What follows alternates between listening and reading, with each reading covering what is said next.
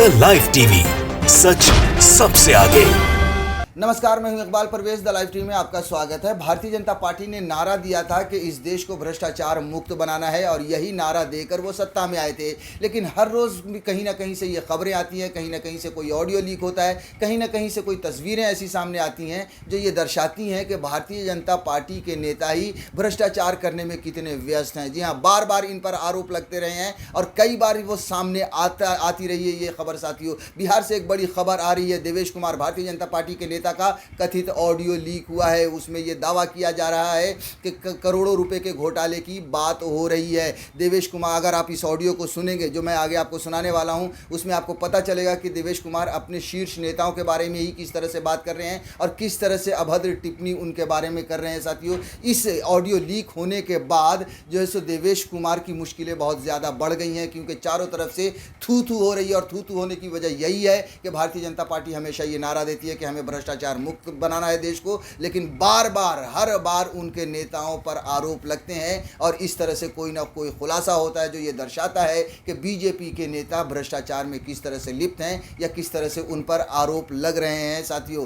हालांकि देवेश कुमार ने कहा है कि हम पर जो आरोप लगे हैं वो एक साजिश है। जब इसकी जांच होगी तो दूध का दूध, पानी का पानी सामने आएगा। लेकिन फिर भी आप देखिए कि कहीं ना कहीं बिना चिंगारी के धुआं नहीं होता है। कोई ना कोई तो बात है और कहीं ना कहीं दाल में काला है। देखिए, ये जो खबर छपी है साथियों, उसके बारे में हम आपको बता देते हैं थोड़ा सा विस्तार से, उसके बाद आगे आपको हम वीडियो सुनाएंगे।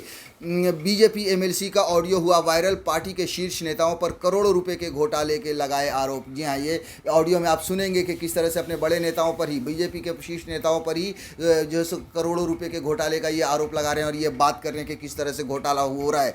बीजेपी के विधान पार्षद और प्रदेश महामंत्री देवेश कुमार के वायरल ऑडियो ने कई सियासी प्रश्नों को जन्म दे दिया है। ऑडियो वायरल होने के बाद देवेश कुमार की भी मुश्किलें बढ़ती नजर आ रही हैं। ऑडियो सामने में प्रदेश महामंत्री किसी के फोन पर बात करते हुए पार्टी के वरिष्ठ नेताओं और दूसरे पदाधिकारियों पर करोड़ों रुपए के घोटाले की बात कर रहे हैं। ऑडियो के वायरल होने के बाद उन्होंने इसे साजिश करार देते हुए कहा कि यह मेरी छवि खराब करने की कोशिश है। जी हाँ, इन्होंने वैसे कह दिया है कि मेरी छवि खराब करने की कोशिश है, लेकिन जैसा कि मैंने पहले भी कहा कि जब तक चिंगारी नहीं होगी तब तक धुआं नहीं होगा। कुछ ना कुछ तो है ज़रूर। अब आप इस ऑडियो को सुनिए। द लाइव टीवी इस ऑडियो की पुष्टि नहीं करता है साथियों, लेकिन जो लीक हुआ है कथित ऑडियो, अब आप इस ऑडियो को सुनिए।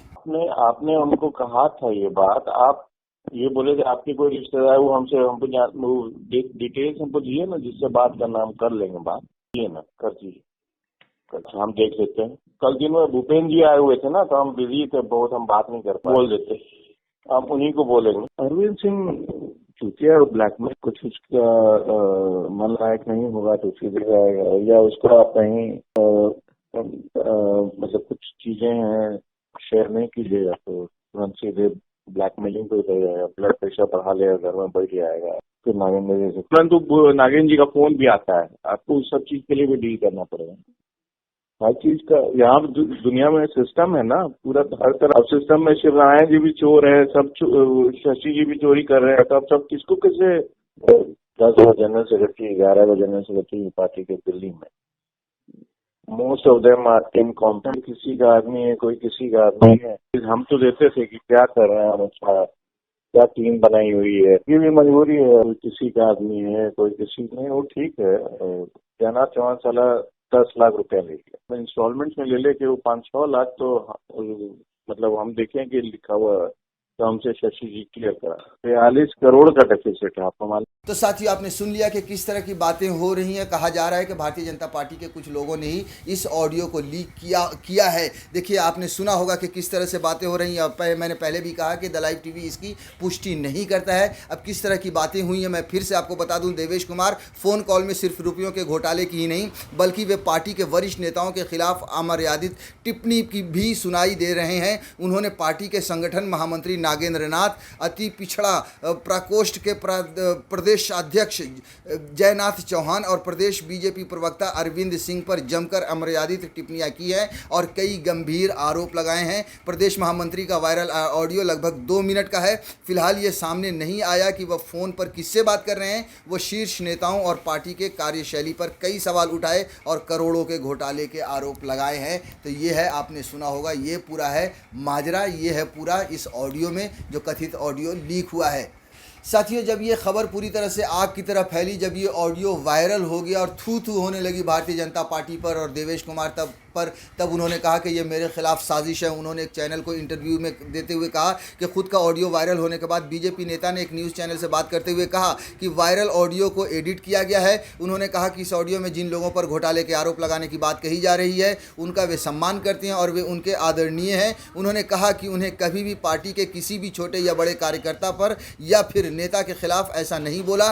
देवेश कुमार ने आरोप लगाया कि ये मुझे फंसाने और मेरी छवि को धूमिल करने की कोशिश की जा रही है। बीजेपी नेता ने इस मामले में एफआईआर दर्ज कराने की भी बात कही है। जी हाँ, उन्होंने कहा है कि अब हम एफआईआर दर्ज कराएंगे और मेरे खिलाफ ये बड़ी साजिश है।